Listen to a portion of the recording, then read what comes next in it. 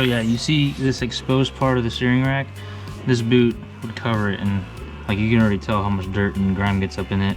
So I want to put this boot on to help preserve the rack, like I said earlier. But yeah, it's just like you couldn't fit the normal steering rack boot with this offset rack spacer on, so I had to get like a off-road version. So I'm gonna slap that right on.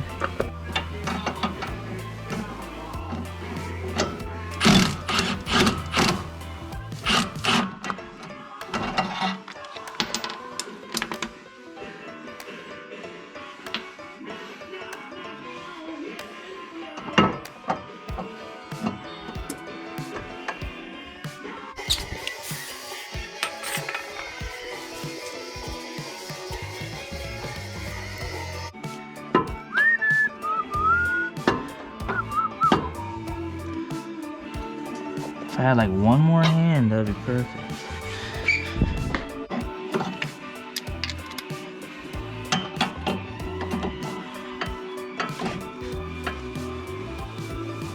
All right, sweet.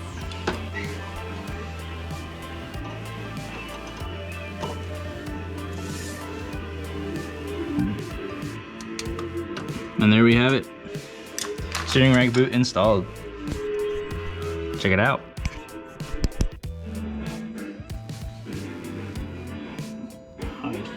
This is full lock to the right. So the boot's gonna get expanded as much as it could, but see, I got plenty of room left still. So. And go for the left.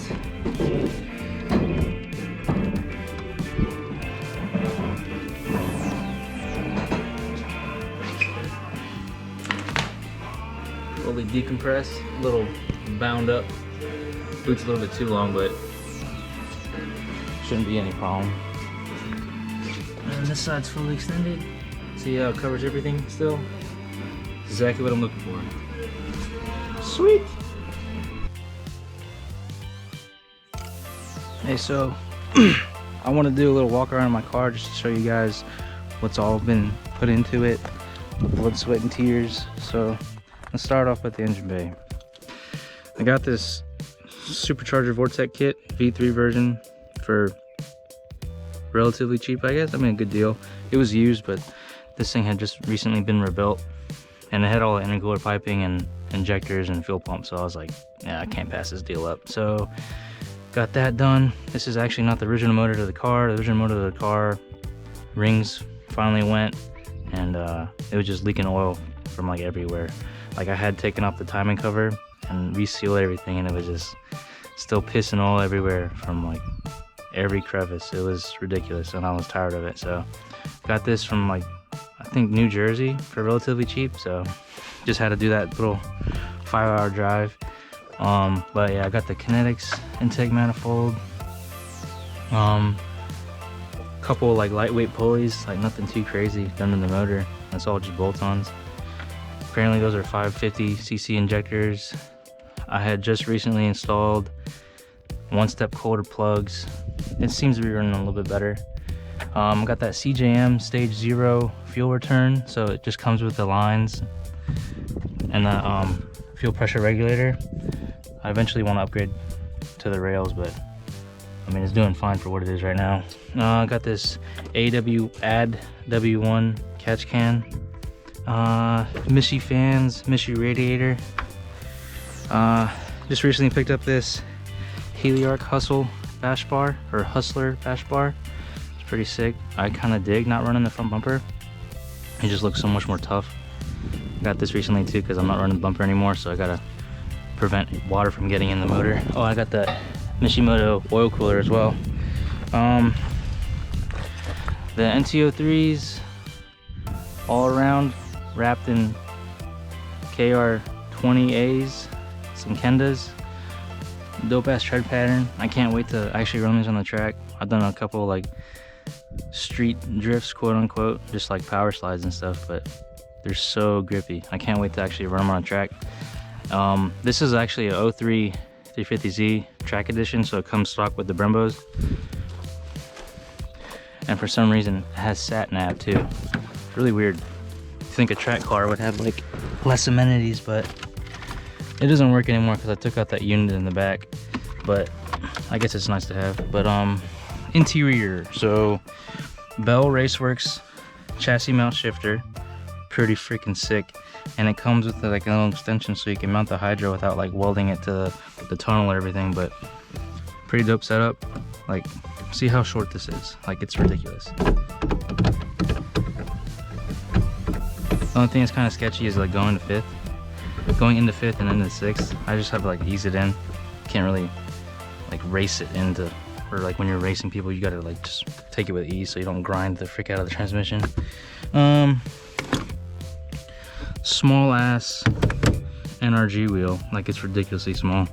I think this was on a Miata before, but I dig it because it's like, just feels like a go-kart now. And ASD hydro with chase bay lines to the dual rear caliper setup. This new bitchin' OMP seat I got from OG Racing. Check them out, they're in Sterling, Virginia. And they actually have stuff on display so you can actually sit in it and make sure like you fit perfectly and it's comfortable and all that before you spend money online without even ever test fitting in the seat. But yeah, that's pretty sick. I'm really happy to get that. I just love the material that it came with. FDF up front. I'm sorry I'm going everywhere, but I got the Mantis kit. Got this a while back, actually, like last year in September. But the amount of lock that it provides with just replacing the lower arms is insane.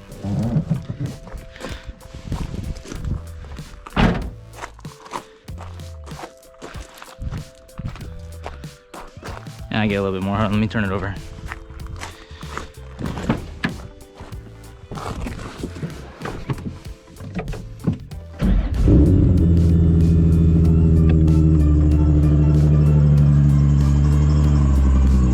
That's wild.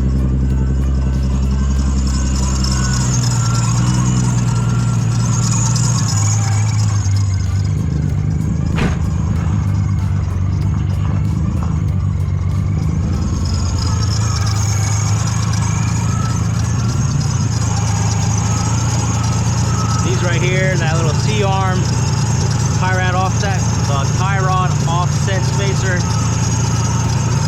on Fortunato 500s.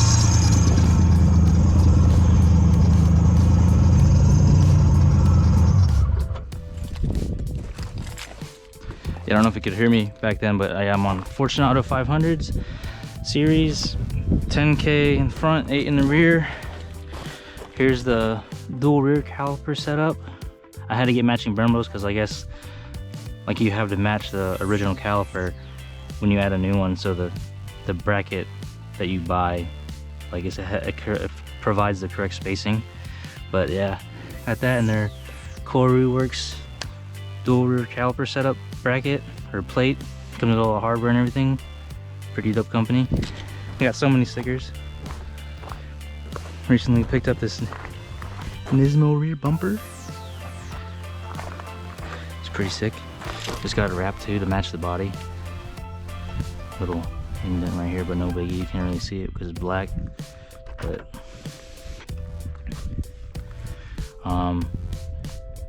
for the exhaust, I have full exhaust all the way back. I have Tomei headers, ISR Y pipe, and ISR single exit all the way back. Oh shit, it's melting the bumper. But yeah, it's relatively loud. It's not like obnoxious to where I'm going deaf on highway rides and stuff, but it's bearable now. Because I had blast pipes on before, but yeah, that was too much. I couldn't do that. Bell Raceworks diff mount, or diff brace. And then I got solid diff bushings, I think from Z1. I can't remember too much, not too sure. ISR rear toe and camber arms. Got that bucket delete. I don't know if you can see it or not, but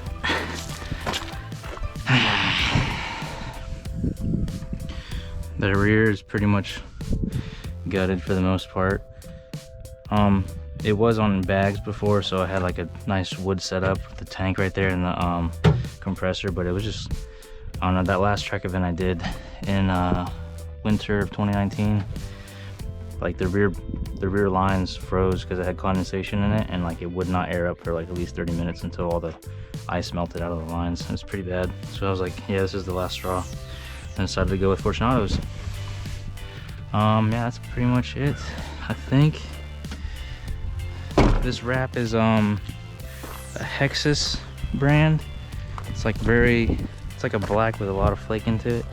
Once it's clean, like and the sun hits it, it's like ridiculous. Nismo skirts, Fly One fenders. They're 5mm wider than OEM, which like works almost perfect with the FDF because it's not like mad poking out, and it's just it's pretty straight. I think that's it.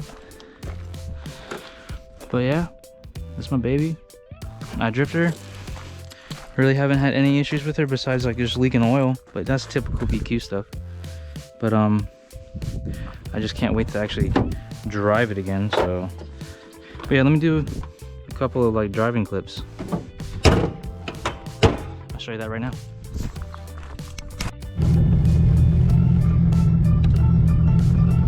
Oh, so also too, I have a action clutch stage 3 with the lightweight flywheel. It is as well as tuned by RZG down in North Carolina. Hit them up if you definitely want to shoot some flames or just make your car that much faster. So thought I'd just do a couple pulls, show you the arc features that I got when I got tuned over there. So you get like the flat foot shifting, burnout mod, rolling anti-lag, and all that cool stuff. All the anti-lag, you just hold down cancel, make sure you're around 3K.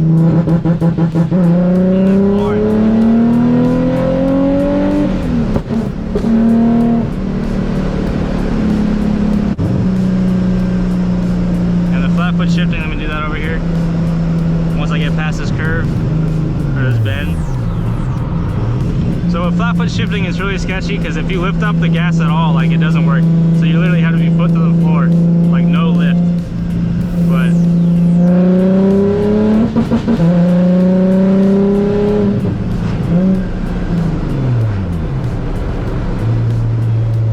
I'm always kind of sketchy when I use flat foot shifting because I don't want to like freaking rev out the motor. It always kind of sketches me out. It really works well with 3 to 4. But like I said before earlier, like going into 5th is kind of iffy, especially when you're like trying to get it. So, but yeah, that's it. It's pretty fun. It just fucking hugs the road. Oh, also got a welded diff too, but that doesn't really affect my driving fast and like back roads and stuff. It doesn't want to kick out. Oh, and daily driving with FDF, like no issues, man. No issues at all. I have my alignment set up for daily driving so like the toe isn't like eating through tires or anything. The only really bad thing is the camber, which is at about 6 degrees, which is not too terrible. I was at 7 before, and it would like eat the inner side of the tires, like the tread so fucking fast. But like at 6, it's not too bad, and I have different tires now too. With the Kendas, like it just seemed to last a whole lot longer, which is really nice because we did a cruise on Saturday, and like it was 70+ miles, and I was like really iffy on even running these front tires. I don't want to wear them. I want to save them for the track, but they still have plenty of life left.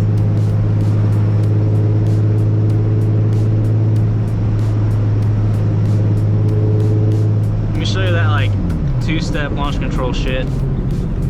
So make sure you're in first gear, clutch in, floor that shit, and you're gonna adjust it.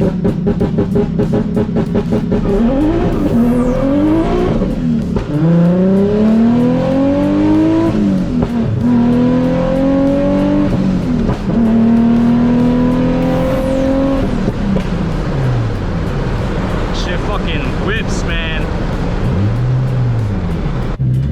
When you build a car and you finally get to use it for what you built it for, surreal feeling. Surreal.